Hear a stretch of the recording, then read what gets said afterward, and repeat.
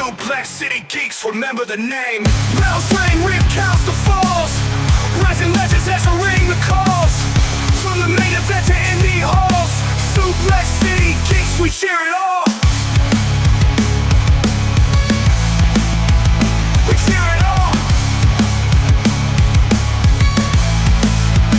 We share it all. What is going on, everybody? Welcome to the Suplex City Geeks. It's been a minute since we've done that. But yeah, that's our new intro. It's pretty freaking cool. Oh my god, we're slowly Dude, becoming... it sounded like one of those like the raw entrances and shit. Oh, it reminded me, what was it? Damn, I forgot which group did it. That funky one of the whoa, Right, yeah. You just gotta be loved. But yeah, what's going on, everybody? Well, we're here. Well, of course, we usually have regular geeky shit, but we're doing the other thing that it's more specific to our geekiness, and that is wrestling. We love wrestling, and that's why we have this whole other little subgenre of our geekiness here. Well, honestly, whatever. Like 18 times. Well, you already know, dude. Like, when it comes to pro wrestling or whatever, it is a different level of geek because like how we talked about it in the past, that sports geek is a different level of like comic book geeks and stuff like that. Oh yeah, for sure, absolutely.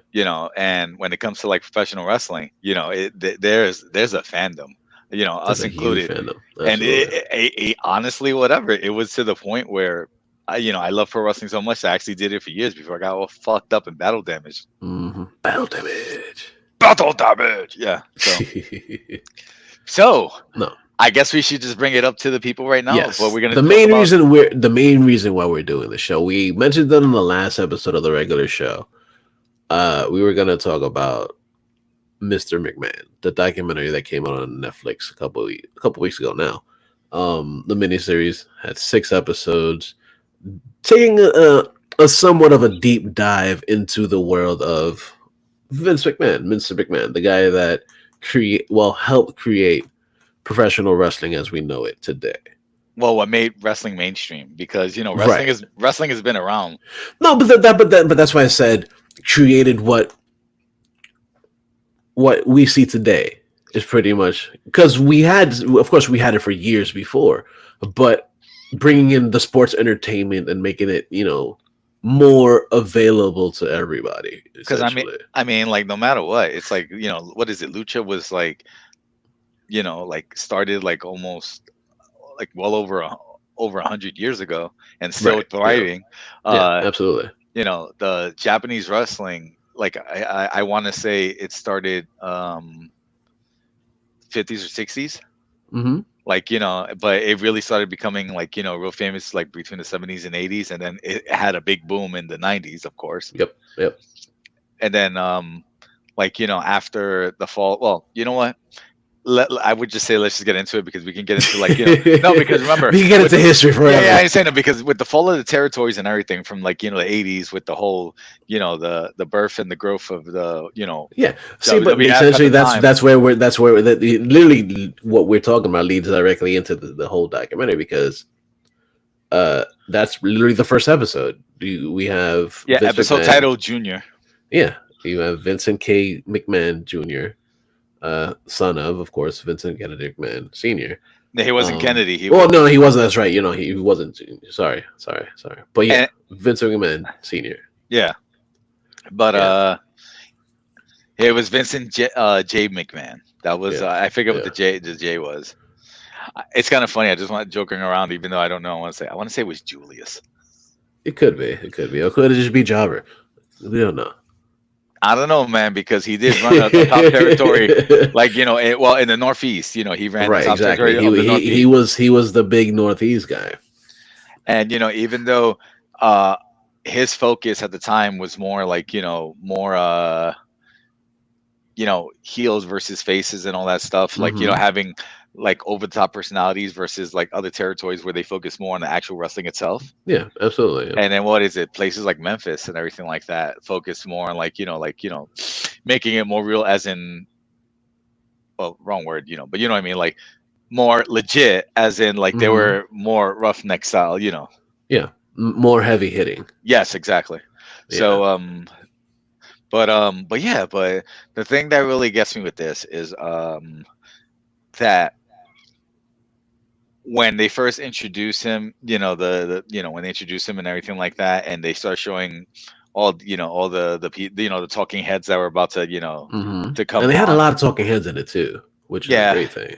I was just surprised that there were some people that weren't in there, but at the same time, they, when it comes to the, like going as a whole, because they did have to whittle all this down to 6 hours, or Hmm. 6 episodes, right? That there were a lot of people that they could have talked to that weren't on there.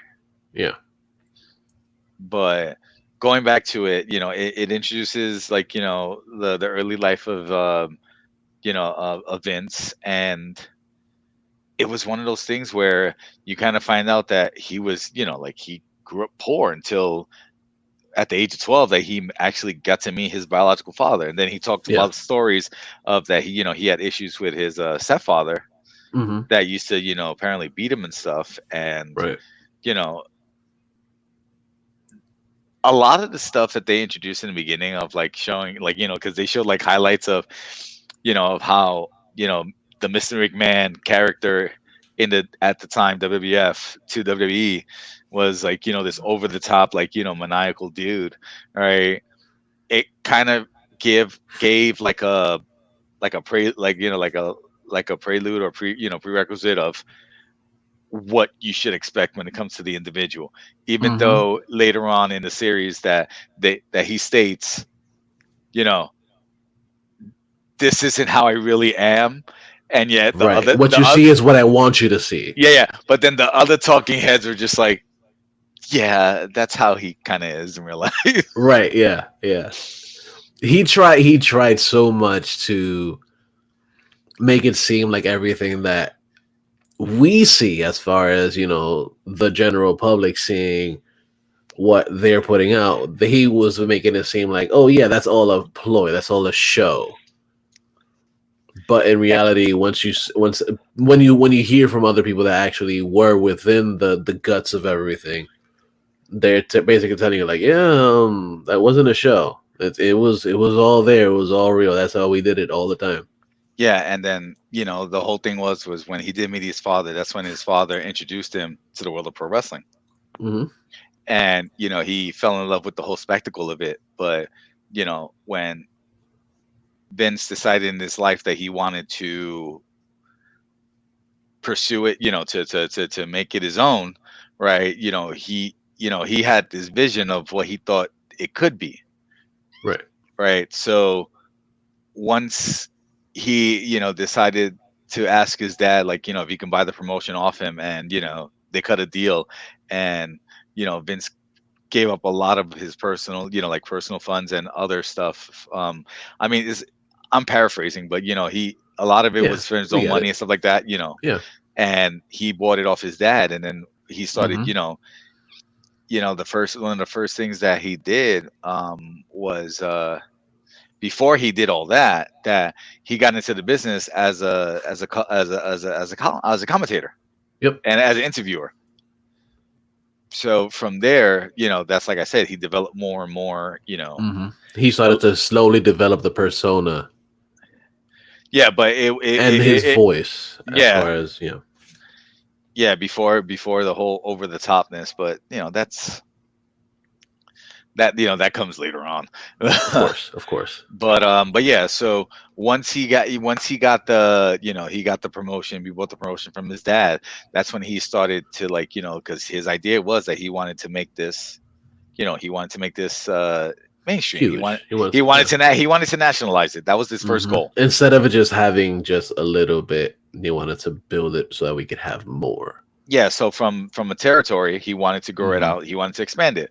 So what Hmm. he started to do was that he was starting to go to other territories and, like, kind of like, picking the top stars from those territories, Yeah. offering the promise of more money and everything like that.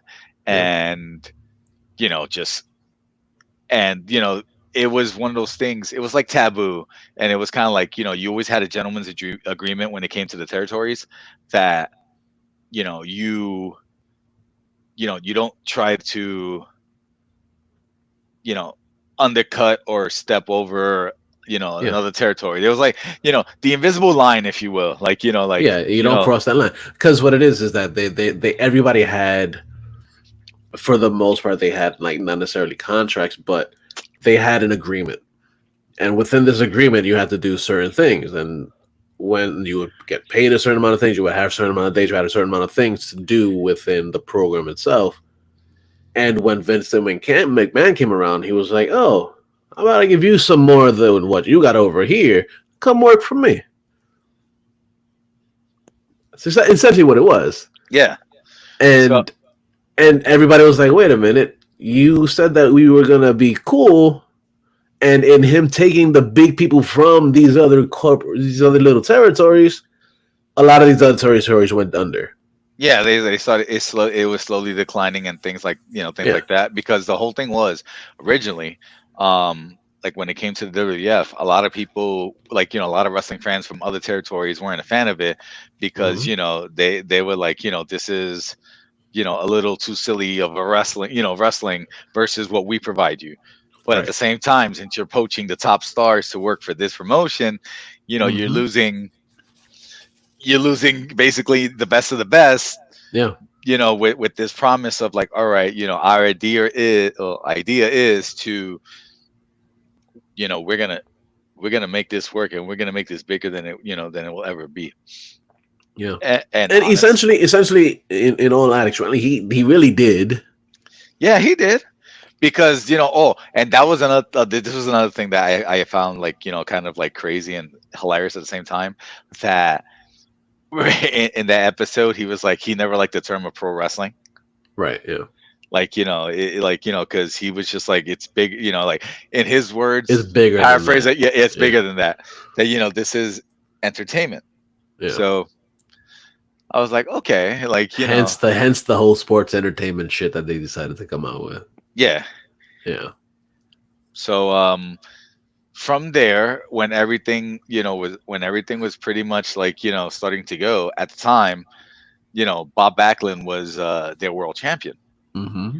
And, for the idea that Vince had, to try to start to try to, get this, to start making it, To flourish, to to flourish, and, build. to nationalize everything, he needed a star. In comes Hulk Hogan. Hulk Mm-hmm. Hogan, or whatever, was wrestling, I believe, I want to say, was the AWA for Yep. Verganya. Yep. And, he already was an established wrestler. But at the Yeah. same time, like, he was there. He was their top star. Yeah. But it was he was there in the Worldwide Wrestling Federation, beforehand.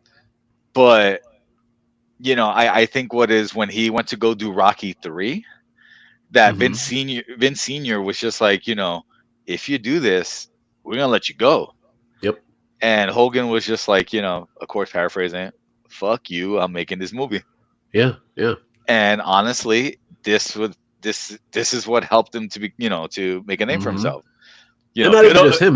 That's he's because once the people saw that he was a wrestler and that they saw him in this movie, they were like, "Oh yeah, let's see what else he does." yeah, And they saw that he was in the WWF or the WWF. yeah, no, actually, no, but remember, before that, like, since he was let go and he went to go do this, he did Yeah, go that's when. back to, Yeah. Yeah. Yeah. he Yeah. did go back to the AWA. Yeah. And then, Vince kind of like, hey, come here, Mayor, hey, Mayor, you Come on wanna, back. yeah, Yeah. you wanna come back or Come whatever? here. I'm Come gonna, here. I have an idea of making you our champion, and, Yeah. we're gonna get this thing, this ball rolling. We're gonna make you a star. Yeah, we're gonna make you a superstar. So, Hogan was like, I like your jib, brother. So, Mm-hmm. Mm-hmm. and that's when the momentum started. And so what they had to do was, because they still had this thing of that they wanted to have, they never really wanted babyface versus babyface. Like, that was more of a thing lately, kind of like for like special occasions. But for like when it came to title changes, they always wanted to do, you know, face versus heel. So Mm-hmm. in comes everyone's favorite person, rest his soul, the Iron Sheik. Yep. And the Iron Sheik beats Bob Backlund. Iron Sheik is champ. not for so long, because the idea was, because Iron Sheik was going to be the transitional champion. So from there, that's when in MSG, you know, even though Hulkamania was kind of started, it kind of started originally in the AWA, the official, like, nationalized Yeah, launch of yeah. Hulkamania was when he won that title in Madison Square Garden. Yep. That's what decided to run wild. Yeah. So, and it was one of the biggest things, because also at the time, that's when you had that whole, that there was the whole, war against, or whatever, Iran or whatever, or something like that. Mm-hmm. I forget exactly what it was, but it was, there like, the idea of the foreign menace, was really big, especially against Yeah. Iran. And the Yeah. Iron Sheik at the time was one of the biggest heels in the WWF. Mm-hmm. Absolutely. So when Hogan wins this thing, this is what kind of kickstarts everything. Mm-hmm. you know, and then from there, the idea was that you were okay. So now we What's up, have, Mario? hey, buddy. So yeah, so from there, that's when Vince has this idea that what he wants to do is he wants to develop this. You know, why don't we have a big event like the Super Bowl, but for wrestling? Mm-hmm. Now, my question is this though. I gotta look it up, but I was gonna be like, wasn't there Starcade, which was kind of like that, like that? But I don't know. Like, I want to say Starcade was like maybe before, around the same time. I don't know. Like, but Yeah. Yeah. but what I thought was funny was that they neglected to mention this, which is a minor thing, that Vince McMahon came up with the idea, but didn't have a name for it. The late Howard No. Finkel, the Fink, was Mm-hmm. the person that came up with the name of WrestleMania. I mean, Yeah. the idea of WrestleMania, of having like this big super show, whatever. Yeah. Like the super, like you mentioned, the superb owl of That's the about, season of the year yeah. would be WrestleMania. And the idea was that that they wanted to mix pro wrestling with all forms of entertainment. Mm-hmm. That's the reasons, like, they had, Cyndi Lauper Yeah. and Liberace and Muhammad Mm-hmm. Ali, Yep. Yeah. and and Pull out the they, big guns. yeah, like, you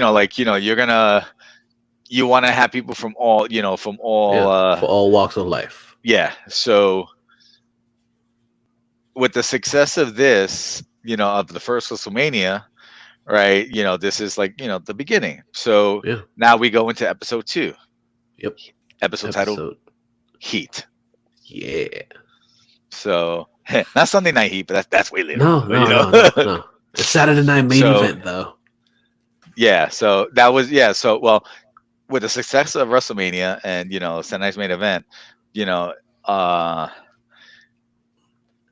it was kind of a negative thing because of this popularity. They, the idea was like, all right, now these, we're starting to get this ball rolling. Now our wrestlers are going to have to work nonstop. Usually, back in the day, especially working in the WWF, they were working like almost 7 days a week. Mm-hmm. Like, I can't even say almost. It was usually they worked every day. They Sometimes worked at doing like least 300 days a year. Yeah. Yeah. So one of the things before, Mario the says idea, Starcade was 1983. yeah. So yeah. So it was, the idea of a big super card was Mm-hmm. kind of the idea. But like I said, Vince McMahon or whatever wanted to nationalize all Taking that. the ideas for everybody. Yeah, exactly. Like, he Columbused it. Yeah, he really did. Oh my god, yeah. Yeah. So yeah, so because of this, Jesse Ventura, which was, at the time the color commentator, Mm-hmm. for WWF, what he wanted to do was he wanted to look out for the boys, Mm-hmm. and He wanted to unionize. he wanted to get, to organize a union. But someone decided that ain't working for me, brother, and decided to, rat on Ventura to the big boss. Yep. Because the idea was that if, let's say, if somehow at the last minute, if they didn't unionize or anything like that, they were all going to walk out from WrestleMania, and Vince would have been in, in big trouble. But Mm-hmm. because of Hogan, kind of, putting the kibosh on everything. Yeah. So, McMahon, as a businessman that he was, met with everyone individually and was just like, I heard about this meeting, and if you go to whatever, I'm just gonna let you go, and I'm gonna find every kind of way to make sure that you don't work again. Yeah. Yep. So, and at that point he could, because he was the main person everywhere. Yeah, because like I said, that this like the WWF with the success of WrestleMania was just steamrolling forward. Mm-hmm. And then of course they mentioned WrestleMania 2, which was it did okay, but there were so many personal problems in it. Like they were having technical issues, and the idea that they had was that they were going to have it in 3 different venues. Mm-hmm. A simulcast. Yeah, all exactly. over the place. Because this was before pay-per-view, so this was closed circuit TV. Yep. Yep.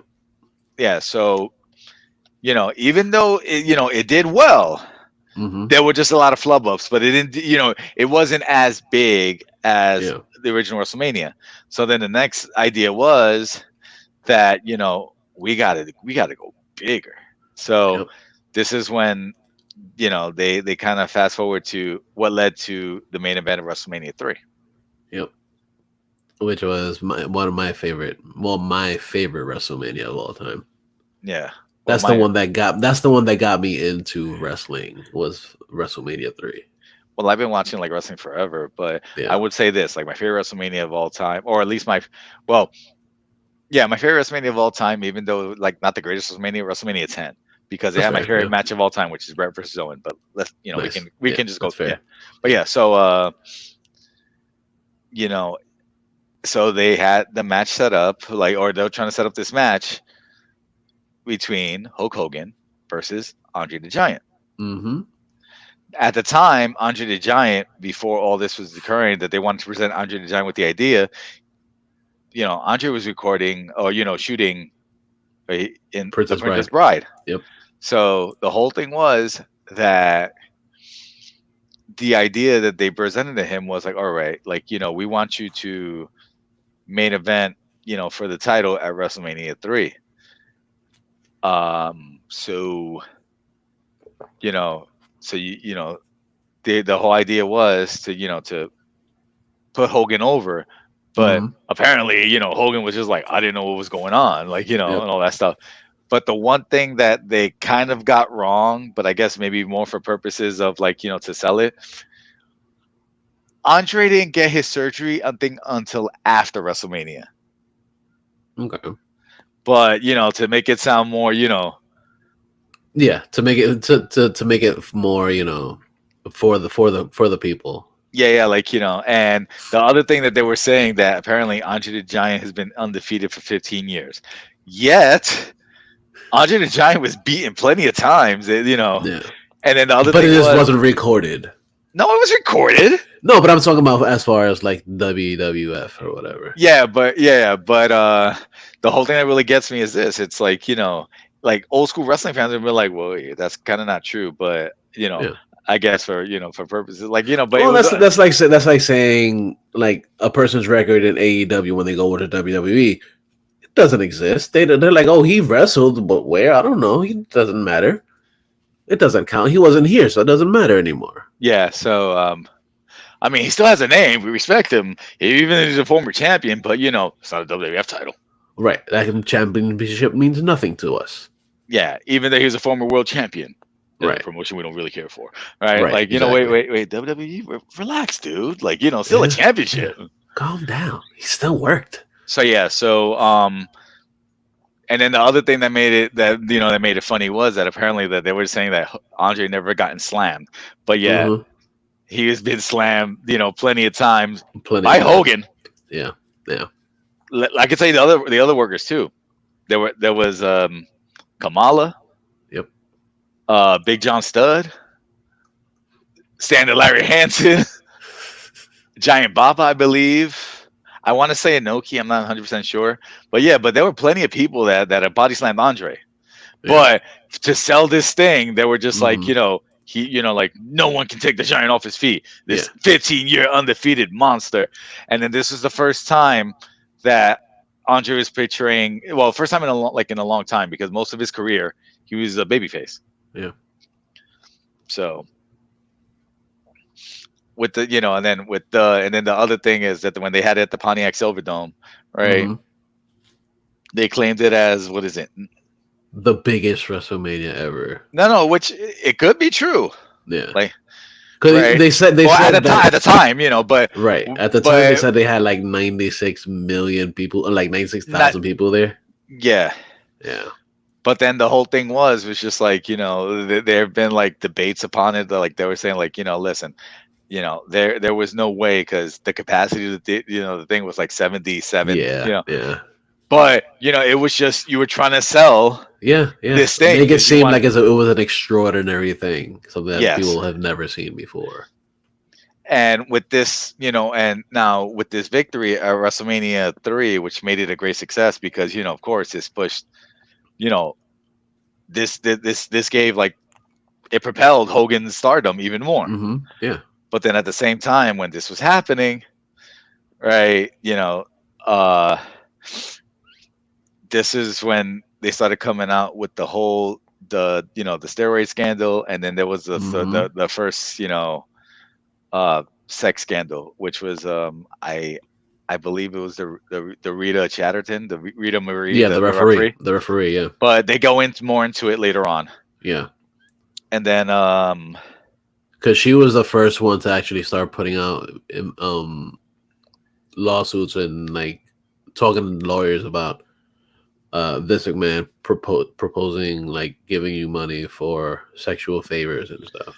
Yeah, so now from there, and then that's when they kind of teased the whole thing of after the success of WrestleMania, then Hogan started, like, his popularity started to decline and stuff like that. Like, they even had they had a, like, to try to continue with his thing, success, that they even had him against Sergeant Slaughter, who at that time was a Iraqi sympathizer. Yeah, that was a fun time. Yeah. And then, dude, it got so bad that Slaughter's family got threatened, his wife got threatened, he got threatened, so they had to kind of, like, simmer it down, especially around the time. It had to simmer down a lot, because back then, what was it, Desert Storm? Yep, that was around Desert Storm in the night. So yeah, so they had to, like, they calm it down. Like, I mean, it was still there, and Hogan won, but at the same time, people were getting tired of the the whole I am a real American. Right, exactly. Yeah. But so yeah, so like shortly after, because they ran into the ground pretty much for the. Yeah, well, with the thing with the whole the steroid scandal and everything like that, it started, like, like at that time that people were starting to get kind of upset with a lot of the stuff that was going on with the WWF. So, and then this, like I said, and then with Hogan, his popularity started going down, because people were just like, like with anything, and with fame, like, one minute you'll be up, the next minute you'll be down. Absolutely, yeah. So this, from there, that's when they fast forward to, what was it, WrestleMania 6, where he went against Ultimate Warrior to pass it, and then shortly after decided that he was gonna quit the business. Yep. But after quitting the business and actually going into TV and movies, right, WCW decided to, like, hey, that's around the same time that WCW started. It was around that same time. Well, no, WCW's been around forever. Because remember, they were getting like, bigger, and because the reason I'm saying WCW really started was because that's when Turner bought it, or Ted Turner bought WCW, giving it. Yeah, because remember, Turner, whatever, had wrestling. I want to say, was it Georgia Championship Wrestling? I think it was something like that. Yeah. Or but it was it wasn't like, I want to say it was an offset of NWA, but still, it was that whole thing that he's had wrestling on his network. I think Turner said since '73. Yeah. But but it was just, it wasn't as popular as the World Wrestling Federation. So when Hogan decided, after to step down and everything like that and retire from wrestling, that's when he met with Bischoff, and Yeah. Bischoff, During Thunder in Paradise. yeah, That was a great show. I used to love it. yeah. So that's when he dangled that carrot of cash, Uh-huh. and Yeah. Hogan was He's like, just we'll like, give you more money. You can work less days and you can actually do the show as much too as you want. and here's the reply, paraphrasing, "That works for me, brother. Well, let me tell you something, dude. I'm gonna take that deal." But yeah. So then from there we go to episode 3, Screwjob. Yeah. Screwjob. They begin with they show how Wendy Richter, lost her title. That this is one of the first, like, publicized, like, screw jobs in wrestling. Mm-hmm. So because I think, what was it, that um Richter was losing her popularity and everything like that and stuff like that, and so they decided to put the belt on Spider, you know, where you find out it was on when she was unmasked, the Fabulous Moolah. Yep. So it was so messed up because when they go for the surprise, the small package, right? One, you see clearly, clear as day, Richter, Yeah. You see that has a shoulder she's up, kicked but out. the Yep. referee still 2, 3. But then, Yeah. so, oh, she was pissed. You saw it, and Oh yeah. Yeah. and she even said it. She was heartbroken. So Mm-hmm. now, it from there, they're still going through the whole, um, At this point, pretty much, you could pretty much say that Vince McMahon was acquitted of the testimonial as far as the steroids. At the same time, yeah. But then they decided to bring another thing, mhm. when they arrested this dude, the doctor. Yeah, yeah, for the steroids. Yep. Yeah. So the whole thing was that they wanted to, hey, why don't and then I think it was also, was it here too that they talked about the Ring Boy scandal? That's later on. I think that was the first episode. No, the Ring Boy Oh, scandal, whatever, wasn't the first episode. I think they brushed upon it, but when they went into detail, because I well, yeah, yeah, because it was around Pat Patterson, so it's probably the second episode. They just glossed over. They didn't really say much about it, other than the fact that a no, lot but of these things were covered over. my favorite line is so fucked up was fucking Tony Atlas or whatever. Pat Patterson touched me in the pecker. He was always touching my pecker. It wasn't pecker, pecker. Yeah, yeah, You're yeah. touching my pecker. My what? My pecker. So then the interviewer was just like, couldn't you just go to Vince and talk about this? And Tony Atlas just started laughing. He started dying. He was like, he was the booker. Yeah. They'll let go of me before they let go of the booker. But because Mhm. they were on trial for that too. Yep. That's like, it was just, they let go of 2 other people, which because it was the whole consensus, especially when they interviewed Brett, they were just saying, like, some of the boys knew what was going on. A lot of them didn't know, Mhm. like, how far it was going Yeah. until they that they brought this to court. Yeah. But And they this was the same point also that with the scandal and everything that was going on, they wanted to bring in new people, and one of the new people that they brought in was Bret Hart. yeah, but then At this that's what point. yeah. So that's when the beginning of what was known as the new generation. Mm-hmm. So yeah, but now going back to this to the whole thing. So they continue going around when it came to the U.S. versus Vince McMahon, right? And he was acquitted after Hogan's testimony, because they had some kind of thing like, listen, if you don't go, if you don't go on stand or whatever, you know you'll be put away. Right. So, but as a favor to McMahon, kind of thing, like, at least that's how I took it. That he kind of said, like, like, you know he never made us do it. Like, we had the doctor that Yeah. that gave it to us, but he never told us to do it. Right. So because of all that and stuff like that, The doctor took the fall yeah, and he was because he acquitted. wound up doing time. Yeah. The doctor wound up doing time for all that shit. So this is around the time where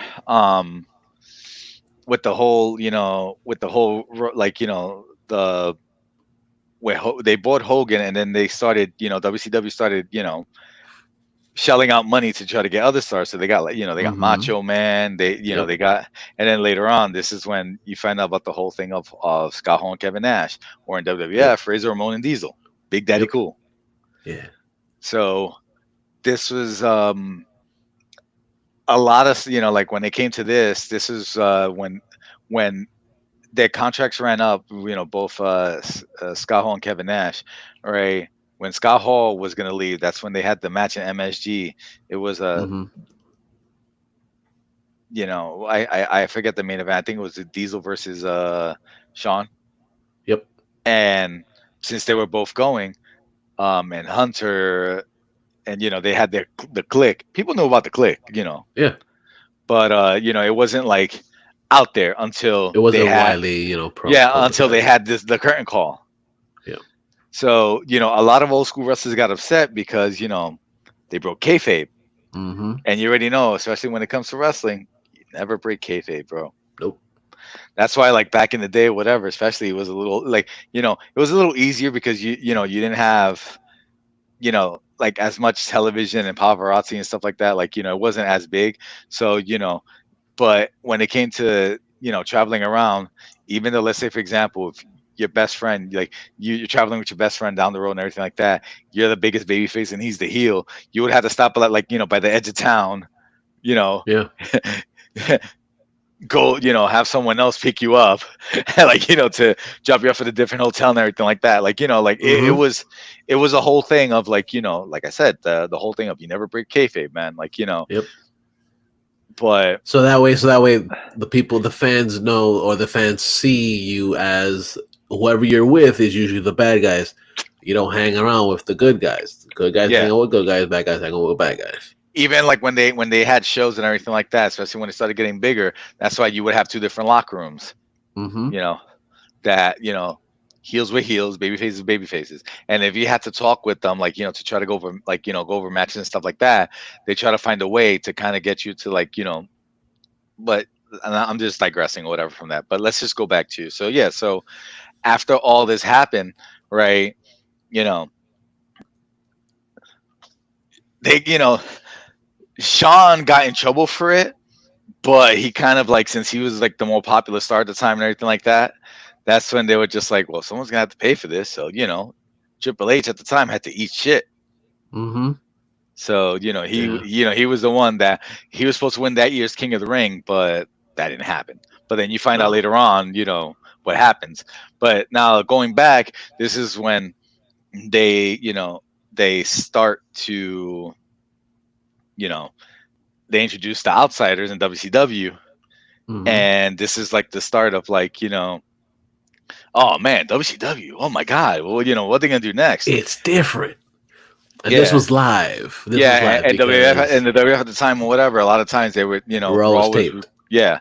So fucking Bischoff at times would just read off certain, like, certain results, Mm-hmm. because, like, hey, we had people that went to the, like, sometimes or whatever, they would just get through the dirt sheets, or they, Yeah. like, people think, but they would get the results and just read it on air because it's like, fuck it, Yeah. we're live. We do what we want. Why would you watch the other show when it's recorded and I can tell you exactly what happened over there? Yeah. So now, at the time or whatever, it was between, like, like, the champions at the time were, like, Bret Hart, Shawn Michaels, but Bret Hart was one of the biggest baby faces that they had at the time. Right. And he was doing really well. And then when his contract was coming, well, his contract wasn't coming up. It was the whole thing of, they, he signed a big deal with McMahon, but because of the declining ratings and everything like that, they weren't able to pay off his contract. So they were just like, Mm-hmm. listen, if you want to go to make more money, whatever, that's fine. But, you know, they didn't really hint at it or whatever, but they're kind of like, well, you're gonna have to like drop the title. But the problem was his Yeah. last match was gonna be at Montreal at Survivor Series '97. Yep. They said like that apparently Brett was supposed to go over, Yeah. but McMahon or whatever was scared of like what if they make Brett do something in WCW that will make us look even worse. Yep. So this is where the whole thing of the controversy of the Montreal screw job. Yeah. Where Which Sean, one? It's a fucked up story.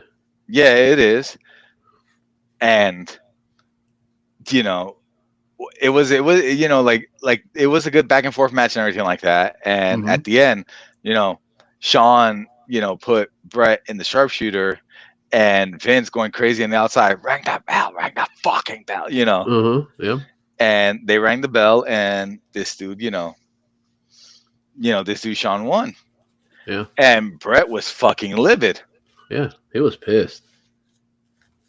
He was pissed. He was so mad. He got up and he flicked Vince off because Vince, of course, being the egomaniac that he was or that he is, he came up front and he was like literally in front of the ring. He was like, "Yo, look, I'm the one that did this shit." Like, Yeah, like Vince had like because Vince was kind of scared that he was going to do something to Sean. yeah.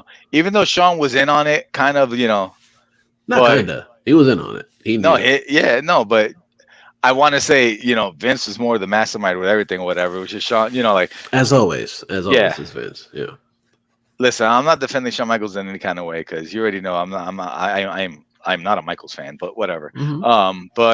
Yeah, so you know, he didn't just flip them off. Remember, he spat him right in the face and Yeah. the fucking Yeah. eye. Yeah. But I bet the old school Raw song, "Put in your eye."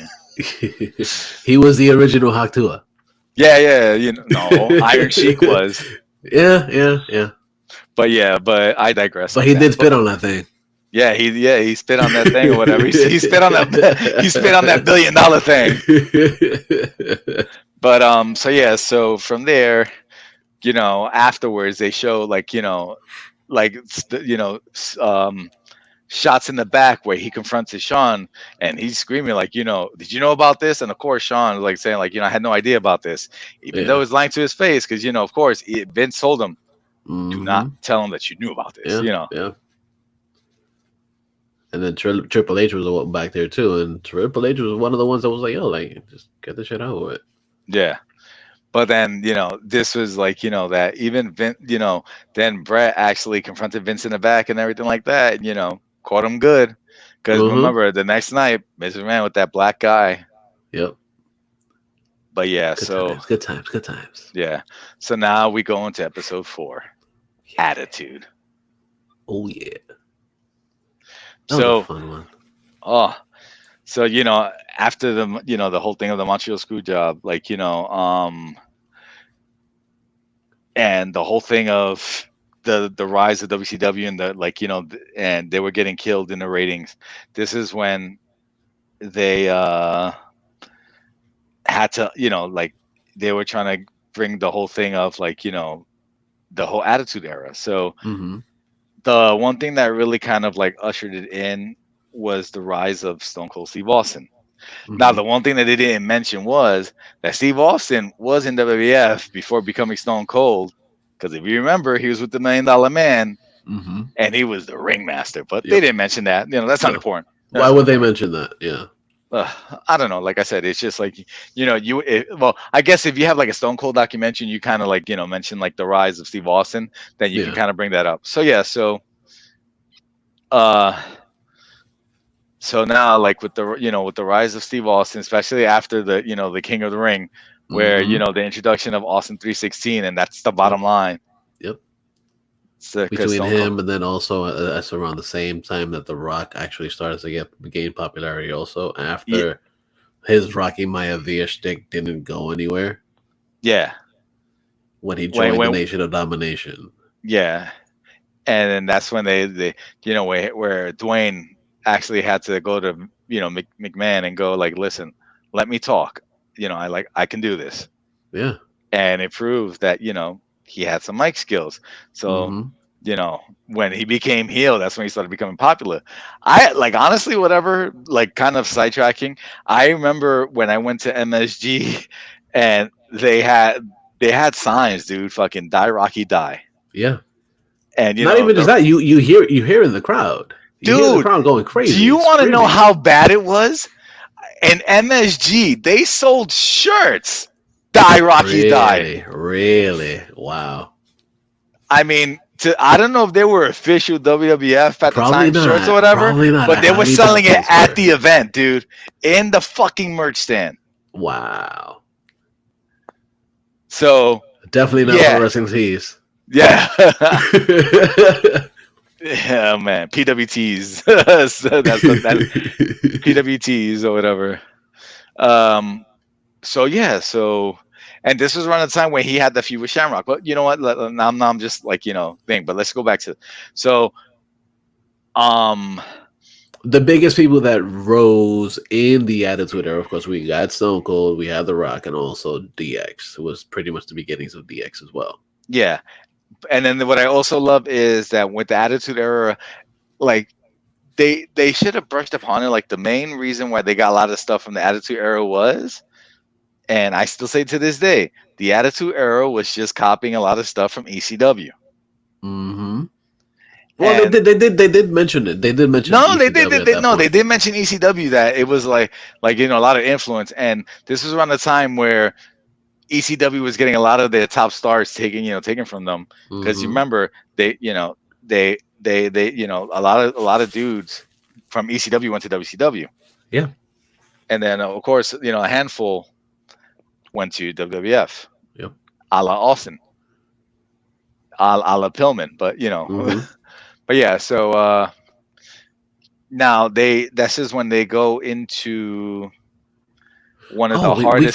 forgot to mention before we get there. We forgot to mention how Vince McMahon was mad about WCW taking his people when he said he never took anybody's people. No. That he was saying, how can you take something from a man that that started a family business? Right. And I love that the interviewer also kind of mentioned the whole thing of like but you kind But of did the didn't you same do it thing. already? Yeah. It Yeah. was like it's not the same. It was like, but it is. It's exactly what it is. It's exactly what it is. You were being a freaking conniving little fuck, dude. What are you doing? No, I'm just saying it's always that whole thing of playing the victim or whatever. Like you can do Yeah. all this messed up stuff, and when it happens to you, it's like, oh, poor me. I can't Yeah. believe this happened So to you me. you could pretty much say that McMahon was being a Karen at that point. Mr. McCarran. Yeah, yeah, yeah. But yeah, but now it goes into like course within the height of all that stuff or whatever. Now we Mm-hmm. go into one of the hardest things that they had to bring up in this episode, which Yeah, was Over the Edge '99. yeah. Because this was after Brett left, Yeah, and his brother that they were tagging together. They were doing all the things, and Owens pretty much left on his own in the WWE. And at that point, like Vince was like, "Oh yeah, we're gonna give you this whole new gimmick, so that way people don't only see no, you no. as Remember, he did it beforehand too. They right." just But brought it back. they're pushing him again with it, The and they Blue gave him a big Blazer. push for it as a Blue Blazer, exactly. Oh man! And that was fucked up. And mind you, he has done that same thing in the past with nothing happening. Right. It just so happens that during this pay-per-view that Murphy's Law, everything that could go wrong went wrong. Yep. And his harness he was fucked up, broke, and he fell to his death in the ring. Well, Yep. he didn't die then and there, but because I remember this because I saw this pay-per-view live when I was in my friend's house. He did when they were reeling him out, he gave a thumbs up. And then from there, that's when by the time they got to the hospital, he was pronounced dead. Yeah. and they announced it. They announced it on to the TV, but Yeah. they never announced it to the crowd in the Of arena. course, you pretty much watch somebody fall to their death, and then you. And then the other thing that was kind of said was that you can see like the blood from where Owen was, Mm-hmm. like The where way where he he fell. f- Yeah. and there was something that my friend brought up to me, which I'm trying to remember, that there was a match that they had blood or whatever. And they were kind of like saying like it could have been Owen's blood, it could not been, like depending. Yeah. But you know, the one image that really got to me was, you see Undertaker looking in the area where he knew Owen fell, Mm-hmm. and you could see in his face that he's trying to hold in emotion, but but like it's hard, like he's trying to Yeah. remain stone faced, but he Yeah. can't. Yeah. But one of the biggest thing that came that like was one of the things for me was like the fact that Big Man was pretty much saying the show must go on. He could have just stopped it there, but he was like, people came to watch a fucking show. We're gonna give them a show. I think Which it at that hurt. point you should have just stopped it. I think what hurt me more was that you know they were at the time that Jeff Jarrett, which was his tag team partner at the time there, Mm-hmm. had Yeah. to cut a promo, and you could tell that he's out of it. His manager was Deborah. She's Yeah. crying and everything Yeah. like that. She's scantily clad, and then he had to cut a promo talking about her puppies. You know, Yeah. and like they're trying to, like, the show must go on. They're trying their best to do it, but you could tell that they're like they're they're out of it because they, they I don't know if they knew at the time that that he passed. Yeah. Like they just knew that he had a bad accident and he was taken. He passed. They passed by him. Mm-hmm. With Owen's body. And he had to like try to try to maintain character and Yeah. oof. Acting. Thank you. Yeah. Yeah. Yeah. Yeah.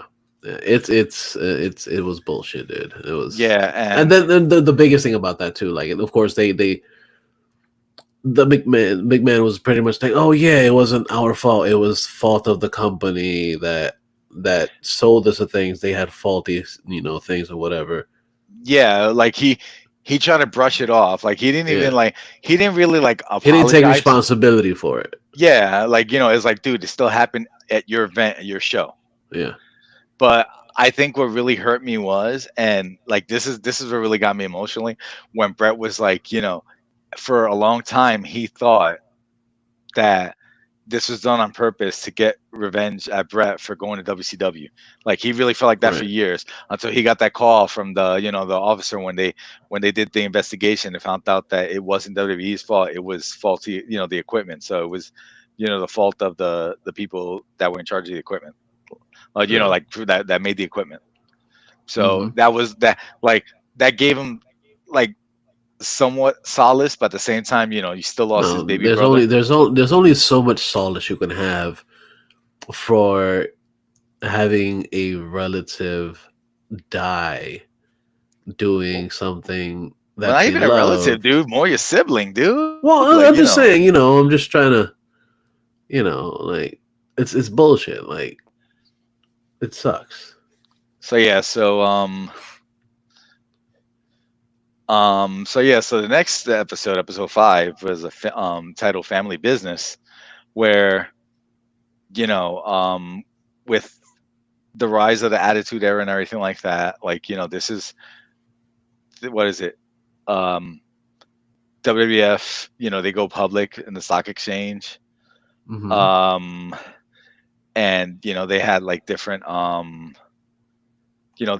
different things, like, they had that's when they introduced the XFL and stuff like that. And they also had, remember, WWF World, which is the restaurant, Yep. which only lasted a few years. But But it was a yeah. pretty cool place to be. Oh, dude, fucking, you're gonna laugh. When I graduated from my first college, that's where I had my graduation dinner with my family. Hell yeah. Yeah. So, but I digress. And I was also there when El Nino recorded their video at that show. Nice, That's when nice. I got to see Um, it was Cold Chamber, El Nino, and Drowning Pool with the original singer. Nice. And Triple H came up at that show to sing Bodies with Dave Willis. Nice. That's pretty cool. All right, now I'm fucking going on. That's way digress. It's tangent. Yeah. But going back. So from there, right, like, you know, by what was it, March of 2001, you know, with WWF, with the popularity of the Attitude Era and everything like that, and WCW was like, you know, just really losing in the ratings after being on top for 83 weeks. Yep. That's when, you know, I don't know if I think they kind of brushed upon it, but Bischoff wanted to buy WCW, but right, McMahon, you know, came through and bought it for $2.5 million. Meanwhile, you know, and I'm going on a tangent, but at the same time, I think, what was it? Wasn't WWF bought for like 10 billion or something? I forget how much. Now? Yeah. It was well, yeah. With the was it 10, 25? I don't remember, but it was a stupid amount of money. Yeah. Dude, imagine that.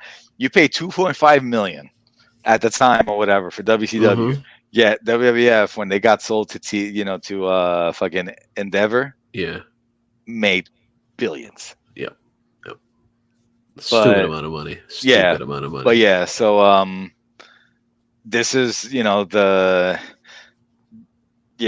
that's when, you know, they like, you know, WWF was like, you know, since they were popular, they were doing all this stuff, but XFL, you know, failed after the end of the first season.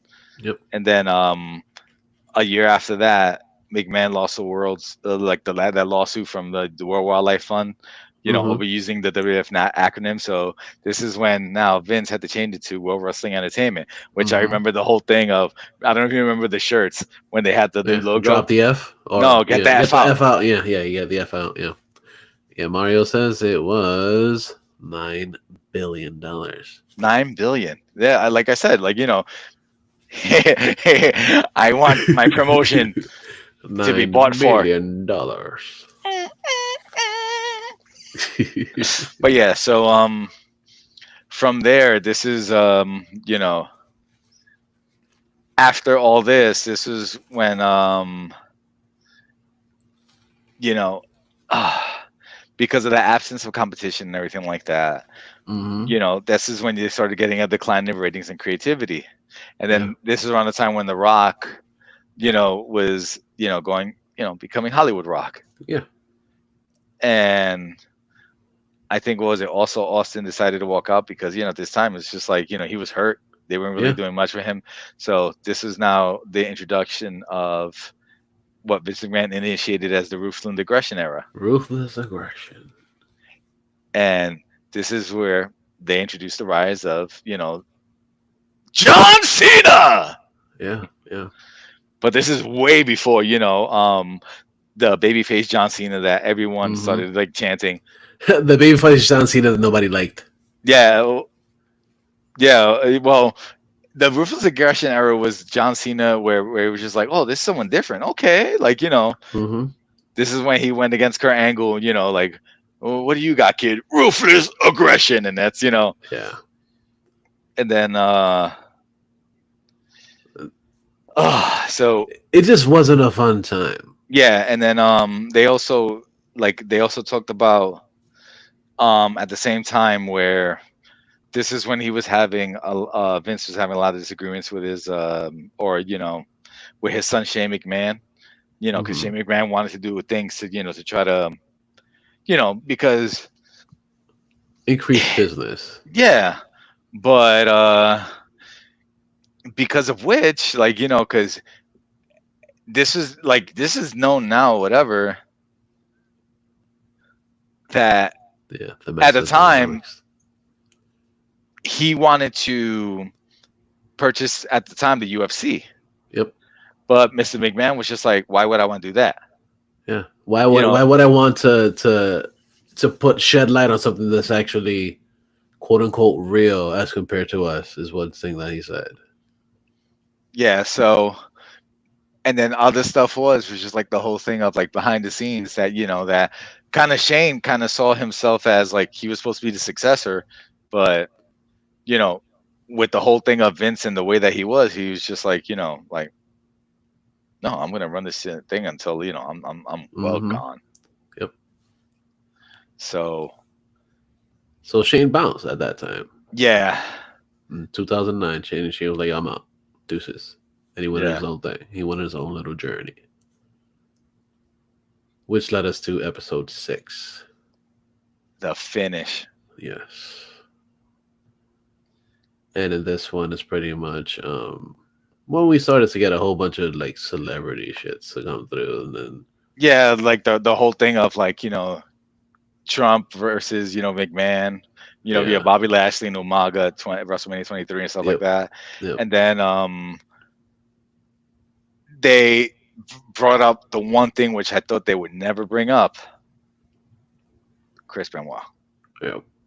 Even though it was kind of brief or whatever, they went into it of like, talking about that, that McMahon was doing a storyline like, because he was going to step away for a bit, like, just stay behind the scenes. And Mm-hmm. they had that death angle. But then after that happened, you know, that following weekend, that's when we found out about the death of Benoit. Yeah. On Monday Night Raw, they had a tribute thing. They canceled the show from what I remember this. Yep. They canceled the event, and they had like the whole Raw dedicated to like they showed like the best of Chris Benoit. Mm-hmm. And then what was it? The following day, this is when everything came to light about what happened. Yep. Not cool. What So, happened? Not cool. I mean, I don't want to really get into it or whatever, but just know, like, It was fucked up. It was yeah, fucked up. Well, I'll say it. I'll say it. So Chris Benoit goes home and essentially kills his whole family and then kills himself. He suffocates his wife, and then he suffocates. no, he strangled his wife, I think. He suffocates his son, and then he strangles his wife. No, he strangled the wife first, and then because the whole thing that he didn't want his kid to suffer. Apparently, I think from what I remember from the articles, it was he choked his wife, suffocated his son, and he put Bibles on there, and then he hung himself with Yeah, his weight set. yeah, And this is and then this is when, of course, when everything came to light, that's when he became Voldemort, if you will, yeah. like The he who guy should that not be shall named. never be named. Yep. And then from there, at the same time, former talent of WWE, Christopher Nowinski, that he was a neuroscientist, was with the permission of Benoit's pops, was able to get Benoit's brain to to study it, to Mm-hmm. find out that you know at the time of Benoit's death, that his brain was that of an 85-year-old with I want to say Alzheimer's or dementia, something like that. Mm-hmm. Yeah, with And dementia. this was due to all everything that he went through Yeah. all this stuff. And this was the introduction of chronic traumatic I forgot and so fuck but ECT And or TCE, CTE. yeah, ECW. But yeah, but CTE. But yeah, so this was like, and the one thing that's really shocking in this episode was when Stone Cold was like, I don't believe in CTE. Wait a minute. Yeah. But this was also the same time that they were doing heavy chair shots, like chair shots straight to the head. Yeah, and chair shots are straight to the head. A lot of like dangerous, bumps and Mm-hmm. stuff like that. Because Yeah. remember, And Benoit would do the headbutt from the top diving rope. headbutt. Yeah. And of course, when he took moves, he took those hard bumps. Mm-hmm. Yeah. So with initially whatever, WWE was just like, I don't know about all this. And then when Chris Nowinski brought up his findings and everything, this is when WWE kind of updated their wellness policy. Mm-hmm. which was like the one good thing that came out of something tragic. I mean, it's not gonna bring back, Nancy and what fuck is it Daniel? Yeah, Yeah. it's not gonna bring them back, but at least this is like a step forward to prevent anything as such from happening again. And with these findings and everything like that, this also like implemented a lot of stuff of, I think it was in the NFL about Mhm. concussion protocols and all that Yep. stuff. Yeah. So something good came out of something so fucked up. Yep. So yeah, It's sad. and then they also kind of like introduced the whole thing of the whole thing of the behind the scenes when it came to the McMahon family of Mhm. like Vince McMahon has pretty much started to step back a little bit, yeah, and well, he wanted pretty much Stephanie and Triple H to run the show for the most part. yeah, Because this was around the same time, just before the WWE network started. That he wanted them to run the show for the most part. Until at one point they decided to bring in Shane as well, because of course Shane always wanted to be a big old part of it, but no, but Vince was always like, no. the one thing that we figured, like we kind of neglected to mention, was that in the beginning of this episode, I think they kind of stated that McMahon, mentioned the whole thing that he has like 3 brains. Yeah, yeah, Like the like 3 different computers kind of thing. And yeah. I don't want to get into it, but it was just like, He had okay, the wrestling brain, the business the work brain, and then brain. Yeah, his other brain or whatever. He's like, yeah. what the Family that brain brain. thing about? No, Yeah, what was the other brain thing about now? Sex. yeah, yeah. So it was just like, okay. And then what was it, halfway through the that last episode, that's when they brought up the whole thing of Janelle Grant. Mm-hmm. So by that time, this is when McMahon didn't want to continue on with the stuff, but Mm-hmm. they went over like some of the things that were like, they gave an abridged version, of course, of the stuff that went down. If you want to look at this stuff, like, to see, There's plenty like, of it online. There's like, there's a lot. there's a lot of like, Fucked up shit. what? Yeah. Fucked up shit. Of course, we all know Vince was a fucked up dude. Yeah. But the shit that he was doing was like next level. What the fuck? Yeah. So I think the thing at the end when they were asking, when the interviewer asked like all the talking heads, what would you say is the legacy of Vince McMahon? A lot of them couldn't answer. Yeah. But Tony Atlas said it, like, that he said,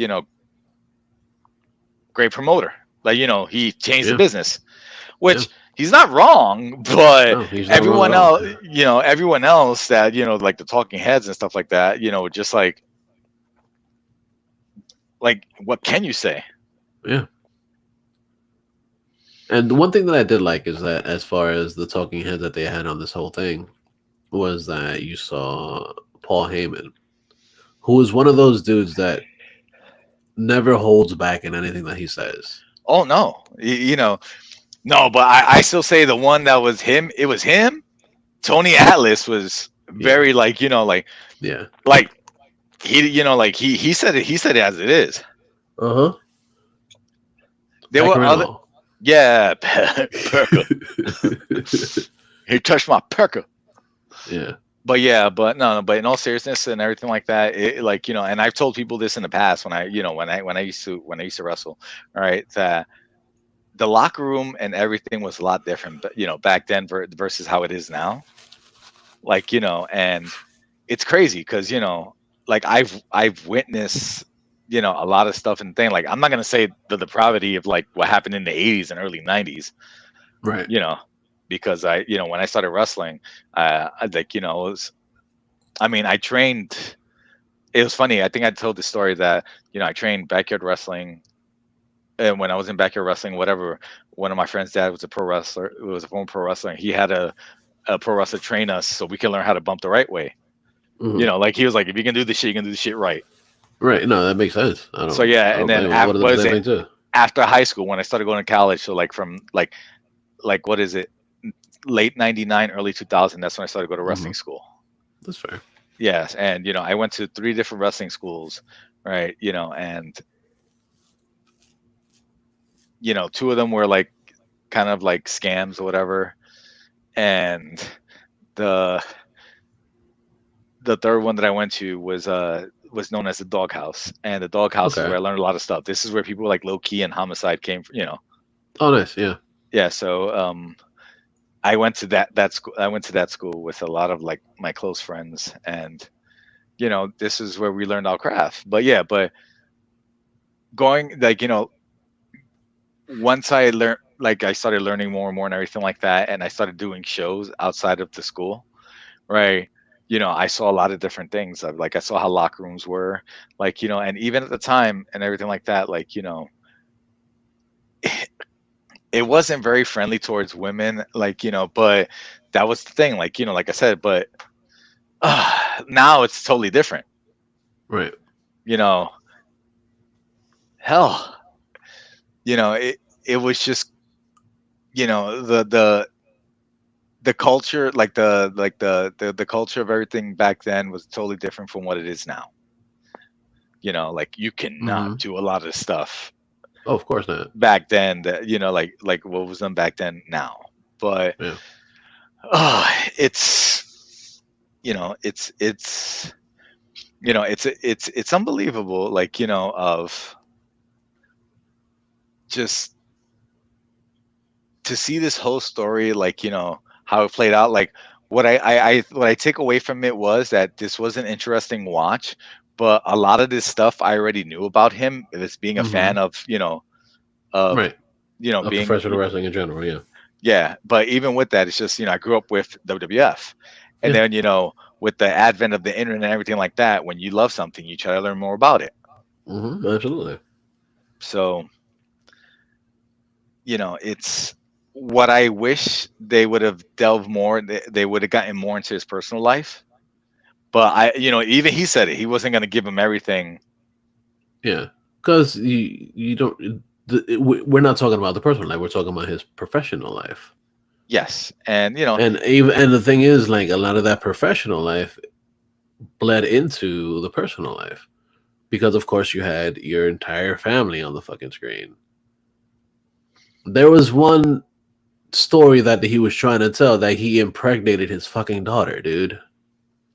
yeah, like and the other thing was that he wanted to have his, what is it, Stephanie and Triple H's you know shoot wedding. I'm sorry, like Right, his real their real wedding on pay per view. yeah, and they were like, no. Yeah, like dude, like no, you need something for yourself. Yeah, Not exactly. everything can be on the big screen. Yeah, everything can't compare like Macho and Miss Elizabeth, even though they were married Right. already. Yeah. Yeah. Miss Elizabeth, will you marry me? Yes.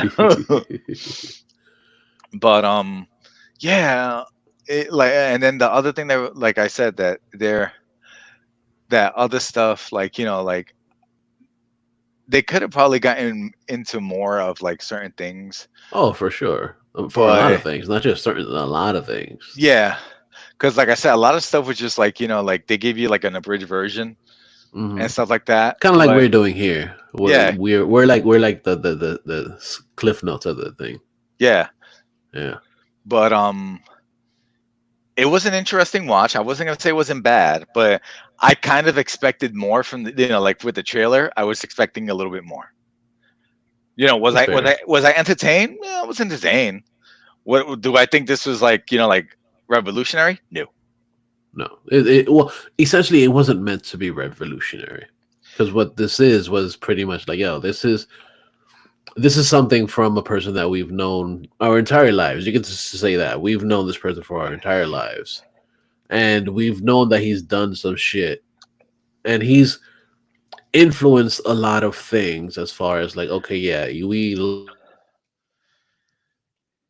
love professional wrestling because of this person and what he's put out the entire time that we've been around. And what did he do? He fucked shit up. he did a lot of good things and he did a lot of bad things. Yeah, And but like the whole thing was just like a lot of the bad things or whatever were very bad things. yeah, yeah, a lot of bad things. It's not cool. It's some real fucked up shit that he's done. But what I told you was after like watching this, and I think I mentioned it in the past that I do hope that they do have like Like whatever another few extra episodes. Like they or usually do that. They usually have that. or like like snippets of things that didn't make it, but they feel like that should have been part of it. So according to other podcasts that I've listened to and other shows and everything, it's been pretty much they have over 400 hours of recordings with Vince. But being that he's old or he's gotten older, his voice is very much not comprehensible. So what we saw in the documentary are some of the things that actually made it through because you could understand it. Oh, did you hear the thing of that when they released the trailer, Big Man wanted to pull a Oprah Winfrey? Of course. You know, for those that don't get that, is Oprah Winfrey had what was it? I think it was it Apple did a like like a thing about her, and Hmm. when she saw it, she didn't like it, so she decided to buy the thing so it won't be Yeah. shown. Yeah. But Netflix was just like, uh-uh. No. No. We don't want your money. Yeah. You're gonna give us all of it. And besides, we got your old company for 5 billion for 5 years. Yeah. Yeah. The company's done. Like they don't need to do anything anymore. Now that they're moving over to Netflix, which was now right now was the perfect time to drop this documentary, this mini series or whatever you want to call it. I mean, like the thing is, this is like it did show the history of of the WWE and stuff like that, but it's just like at this time anyway, because now WWE is now under another like under another company, even though it's still WWE, right? Hmm. You can kind of like disassociate McMahon from this, but then the Right. problem That's the is the whole history of WWF/WWE right. is McMahon. Yeah. So that's the one thing. Like there's gonna always be that asterisk, and especially Hmm. like Yeah. like kind of like the whole thing of when they brought up during the like the steroid scandal. So, Yeah. I get it. but Yeah. I think the other thing that I forgot to mention was that what was it? Phil Mushnick was the dude that brought all this stuff to light when it came to these scandals. Hmm. So yeah, like I totally like we totally forgot to mention his name throughout this thing when we were talking about. We forgot to mention a few things. It's all Oh, good. the Richard Belzer thing. Yep. Yep. Oh, dude. Or when when I did we mention about No Holds Barred? Nope. We didn't mention no holds barred. What's that smell? Dookie. That's a great one. Yeah, but like I said, that's what I wish they would have gotten more into it. I think it was mentioned in one of the podcasts I listened to that McMahon did an in-depth interview in Playboy years back, and it Hmm. really got into like his past about like It's personal. A lot of personal stuff. which I think if he would have mentioned that, I'm not gonna say he would have gotten sympathy, but it would have been more of like more of an understanding of the reason why he kind of turned out the way he did. But then we should all say allegedly because he has, these, this trial hasn't gone through yet. They're still doing, the Right. investigations. Yeah. So, Yeah. he's been indicted. He sold his part of the company or He whatever. showed the majority of the company. Yeah, because he obviously doesn't have anything to do with the company anymore. Yeah, so all his shares or whatever, he's like 100. He sold it for like 100 something million. I forget. Hmm. A But lot of yeah, money. yeah. So McMahon or whatever, still, he sold $441 million of TKO stock, which is all of the stuff from his company. Yeah. So after he resigned. So yeah. So he's set. But even with that or whatever, if he I is, still don't mean shit if he's no, I'm saying, no, I'm saying, dude, if he's found guilty, it ain't gonna matter. Yeah.